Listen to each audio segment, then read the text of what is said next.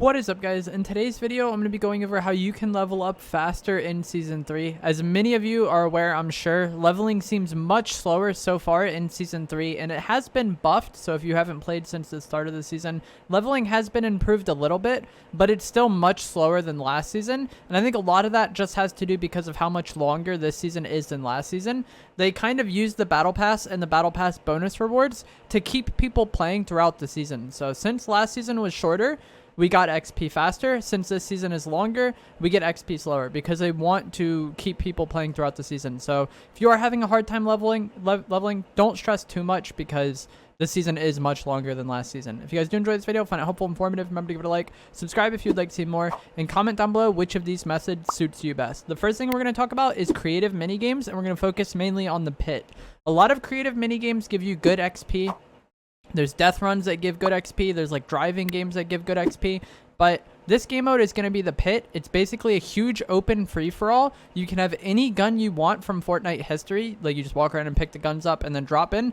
Fight people. You immediately respawn. The people you kill immediately respawn. And it seems like you're going to be getting 1,000 to 2,000 XP a kill, which is pretty significant. I think it's like 300 XP per kill in the normal Battle Royale mode. So this pit XP is much faster, and it's much easier to get a lot of kills because there's no penalty for dying. You could just play stupid aggressive, push everything constantly just to maximize as many kills as you can get, and you'll be leveling up really fast from doing this. I just kind of did it for a few minutes to get some gameplay to put in the background of this video, and I got a few levels just from getting the kills in here. There is building, so if you're a zero builds player, this might be scuffed for you, but this is a good way to practice your fighting in general, as well as get a lot of XP. And there are some creative like team deathmatch game modes with no building. If you go to the creative hub, there's an infinite amount of game modes and matchmaking that you can play. In addition to getting XP for kills, you also just get XP for creative playtime. And I read on Twitter that you can complete your milestones from doing the pit as well, but I'm not sure if that's 100% true. But the milestones are going to be the next huge way that you can level up. These are huge challenges that give you a lot of XP. A lot of them are really grindy, though. You might need like hundreds of headshots for each level. And I feel like a lot of people focus on the milestones too much. A lot of these things are just going to happen as you play. So I wouldn't stress too much about getting headshots or the kills or like the assault rifle damage, whatever the milestones are. There are some that you can complete rather quickly if you want to. For example, there's one to just run over stuff with a car. And if you put a cow catcher on a car and just run over a POI, this could be a very easy way for you to level up. There's one to travel distance in a baller. And if you get a baller and then go onto the roller coaster at Rave Cave, it'll move on its own and you can complete this while being AFK and not doing anything. There's one for healing in Storm, which is obviously really easy to do with med mists. A lot of these milestones, like I said, will happen as you play. But if you specifically want to go for them, those are going to be the easiest ones to go for. The next easiest way for you to get XP is going to be doing the daily quests, the season quests, and even the event quests that likely come out, because they have talked about this or mentioned this briefly, that when Epic talked about XP is that there will be events. And a lot of people, when they hear event, they think of like, oh, the event we just had with the 0 point and the mech pushing it. That's not what I'm talking about. I'm talking about like a summer event. They've done this in the past. For example, one was called 14 Days of Summer, where each day they unvaulted a different weapon for that one day, and there's also challenges that correspond with those.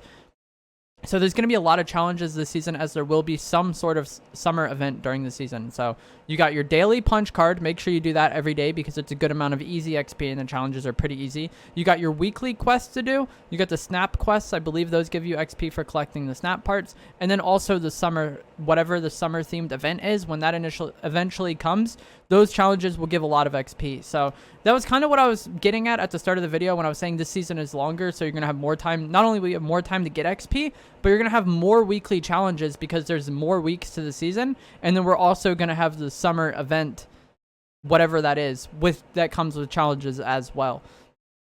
Imposters is another game mode that you can play to get XP. I've never played it, but I've heard that it's a good way to get XP and that it's a really easy game mode. It's like lighthearted and easy to play.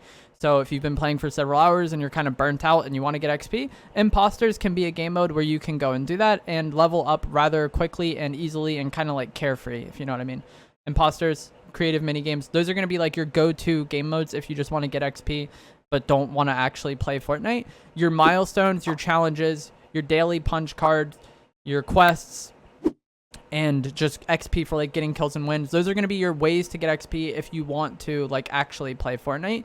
Another way to get XP by playing Fortnite, and this works great in Team Rumble, and you can also use Team Rumble for XP, by the way. If you're just only playing BR, it's much harder to get kills in that game mode, whereas Team Rumble, people respawn, they come back. It's easier to complete your milestones that way. It's easier to complete your challenges that way, and it's easier to get a lot of kills that way. So if you want an easy way to complete challenges, Team Rumble is the way to go. And another thing you can do in Team Rumble is loot POIs, obviously. So if you guys didn't play in Chapter 2 Season 2, it was a really long season that got extended several times, and they ended up giving us these special gold edit styles for getting an absurd amount of XP. And the best one, or the hardest to unlock one, was Gold Peely. I'll show it on screen here. I have like partial Gold Peely, but I didn't play enough to actually get full Gold Peely. I could have if I wanted to. I don't think I completed any of the quests or challenges that season. This is just what I got from playing the game normally.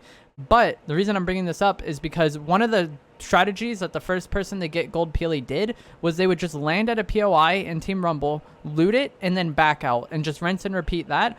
And that actually works incredibly well because you get XP for opening chests, you get XP for opening ammo boxes. I believe there's even milestones for opening chests and ammo boxes, coolers, whatever. So yeah, land at a POI with a lot of loot. Whatever POI you know how to loot well, but it works best if there's a lot of loot there. So something like Rave Cave, Daily Bugle, Condo Canyon, somewhere that has a lot of chests that you can open up, that you know how to do it. Like, this will probably get better with time as you do it. You'll become more efficient at looting the POI. But just straight up looting a POI is a good way to get XP because you open all those chests, you open all those ammo boxes, you open all those coolers, you get XP for each one, and then you just back out. You don't even play the game. You just rinse and repeat that, and like you can get it down to the point where you're really efficient at doing that, and you have a really good XP run just from opening chests, ammo boxes, and coolers. I know this is really boring and really lame, but this is something that has kind of been around in Fortnite for a while, and typically when there's something really to grind for or that people really want, this is the method that people seem to resort to.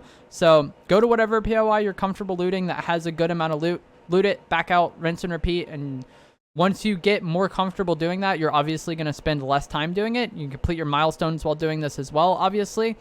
And it works out quite well. It works best in Team Rumble, like I was saying. Same goes for your quests, milestones, challenges, all that stuff. Team Rumble is really good for that. And then finally, if you have Save the World, I don't know anything about Save the World, but if you are someone who owns Save the World, the quests in the dungeons apparently are a good way to get XP. I don't really know. Like I said, I'm really ignorant on Save the World, but the dungeons, whatever those are, you get a good amount of XP from doing them. I'll have a tweet on screen that I saw when I looked at a thread about discussing XP, and this guy says, play dungeons in 6 minutes, you can get 30k XP.